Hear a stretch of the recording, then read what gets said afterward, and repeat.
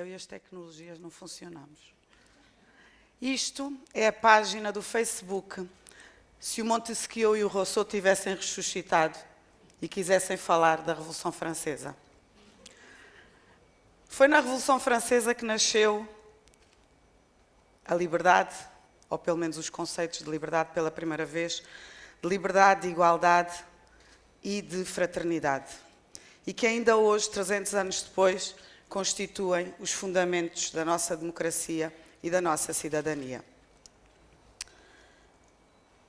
A fraternidade não foi muito longe, infelizmente, porque o legislador não lhe deu um conteúdo jurídico e, portanto, deu-nos o livre-arbítrio de sermos ou não sermos fraternos, termos ou não termos abraços para dar, sermos ou não sermos capazes de chegar ao outro e olhar para o outro como um igual, o que não está a acontecer.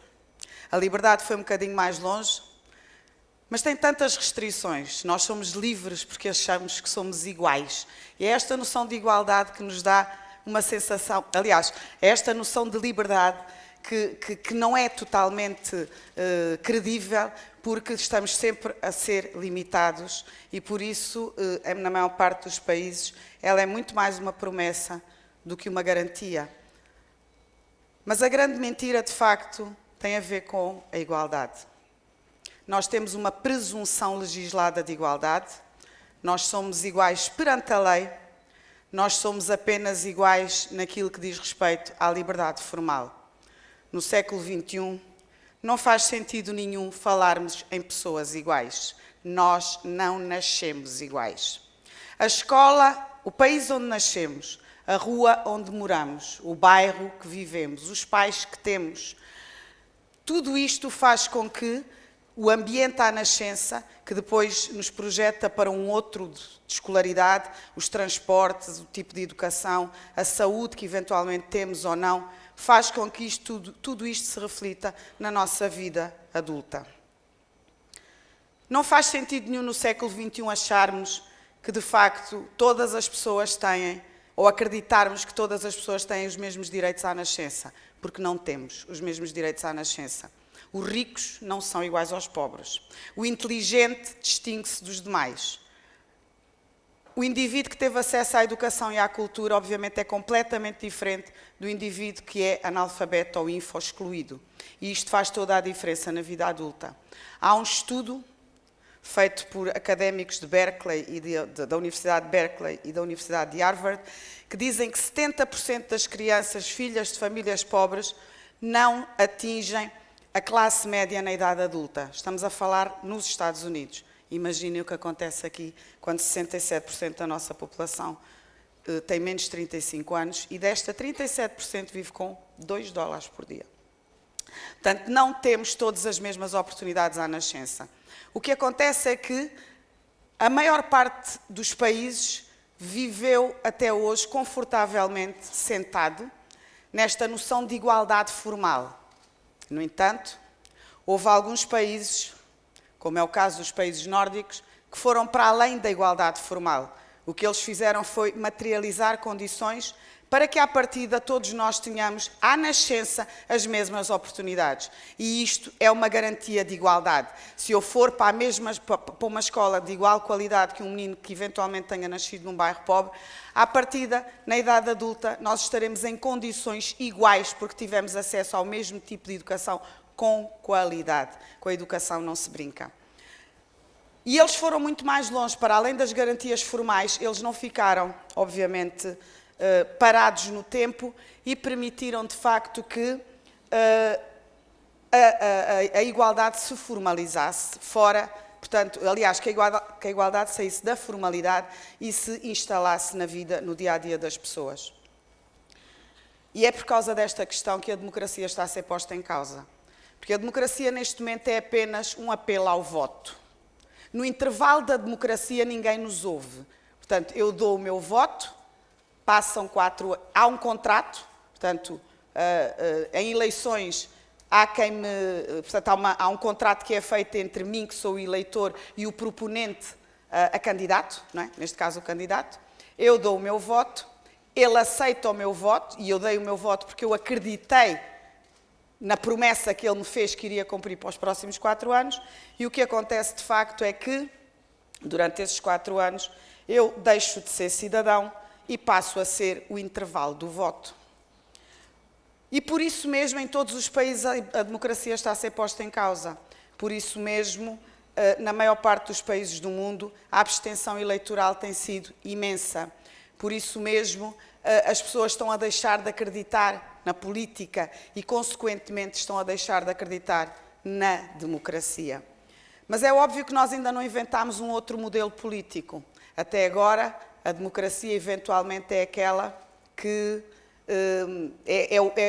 é a forma menos má de gerir a maior parte dos países. É aquela que ainda nos permite acreditar que podemos voltar a ser iguais, que podemos voltar a ser livres e que, de facto, podemos construir esta fraternidade. E então, onde é que está a solução para a maior parte destes problemas? A escola que nós temos neste momento é uma escola que veio da Revolução Industrial, é uma escola estática, é uma escola que não tem conteúdos de curiosidade, que não tem conteúdos de apelo, de facto, que permitam que as crianças vão mais longe. É uma escola de massas, é uma escola que parte da presunção que somos todos iguais, e aqui é pela negativa, porque não somos, não estamos todos em igualdade de circunstâncias de aprender ao mesmo tempo as mesmas noções. E, portanto, esta escola estática o que está a fazer é standardizar pessoas. Em 200 anos mudaram as mentalidades, mudaram os sistemas políticos, mudaram as nossas convicções económicas e sociais, mudou a relação de mercado, mudaram as oportunidades de integração das mulheres. Nós fomos capazes de construir uma série de programas de ação social, construímos programas de bolsas de estudo, construímos programas de integração das minorias, mas ainda assim mudou tudo em 300 anos, mas não mudou a escola. Então o que é que nós precisamos de fazer, de facto, para resgatar a democracia? O que acontece é que nós neste momento temos uma geração que é digital, que vive num mundo onde as expectativas acontecem ao segundo e a relação com a escola está-se a tornar numa batalha. Esta escola jurássica, como eu digo, é uma escola que não apresenta soluções para o momento presente. Nós não podemos, como disse o Dalai Lama, nós temos excesso de técnicos. Onde é que estão as pessoas? Se calhar, para nós resgatarmos a democracia, temos que encontrar as pessoas. Nós temos que ser capazes de olhar para o outro que está ao nosso lado e não ver um info-excluído, não ver uma minoria, um representante da minoria, não ver, portanto, é olhar para o outro e ver-nos a nós, no sentido de cidadãos. Este problema é um problema que nos afeta, por exemplo, em Angola. Nós deixámos de ser cidadãos em Angola. Nós em Angola primeiro somos do norte e depois somos do sul. Depois somos brancos e depois somos pretos. Depois somos do Petro e depois somos do Dagosto. E depois somos do MPLA ou somos da UNITA. E só no fim é que somos angolanos. Isto é um bocado o que acontece em alguns outros países. Esta é a nossa realidade, mas acontece noutros países. Então nós temos, de facto, que resgatar esta componente da escola, esta possibilidade de, desde os pequeninos, construir a tal igualdade, mas baseada num novo modelo. A escola não pode ensinar só matemática, a escola não pode ensinar português. Porque o que é que nós temos hoje? Nós temos técnicos fantásticos, a tecnologia aumentou, nós vivemos num mundo tecnológico, a panela de pressão fala com o frigorífico, o aspirador conversa com a televisão, mas não temos afetos. Nós vivemos no Facebook. A maior parte de nós é herói lá, mas não consegue ser herói cá fora. Então, talvez, por esta abordagem, esta questão dos afetos, por esta questão como uma questão prioritária, porque o que é que vai acontecer se nós continuarmos a educar crianças no atual modelo jurássico que a escola tem? Nós não ensinamos arte, não ensinamos a honra, não ensinamos fraternidade. Não ensinamos a defender princípios, não estimulamos as crianças para a curiosidade, não conseguimos sequer fazer com que as nossas crianças se adaptem. Nós hoje vivemos na globalização. Eu não posso tirar um miúdo da Chibia e mandá-lo para Hong Kong. Não posso tirar um indivíduo da Moimenta da Beira e mandá-lo para Nova Iorque. A escola tem que me dar mecanismos para eu poder exercer a minha cidadania all over the world. As pessoas falaram muito inglês, eu também vos queria mostrar que falam. E o que acontece é que a nossa escola está a ficar absolutamente doméstica. Nós temos uma escola doméstica, desenraizada, desatualizada, descontextualizada e que não tem interesse para a maior parte dos alunos.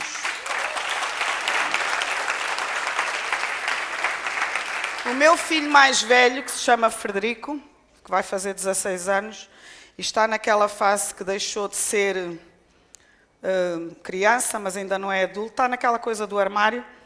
E no outro dia virou-se para mim e disse-me assim, quando eu lhe perguntei, então Frederico, o que é que queres ser quando fores grande? Aquela pergunta que as mães sérias fazem, não é? O que é que queres ser? Que estou preocupada com o teu futuro. O que é que queres ser quando fores grande? E ele virou-se para mim e disse-me assim, oh mãe, não te preocupes com isso, a vida é uma seca. Pá, um gajo nasce, estuda, trabalha e morre, pá, agora vou preocupar.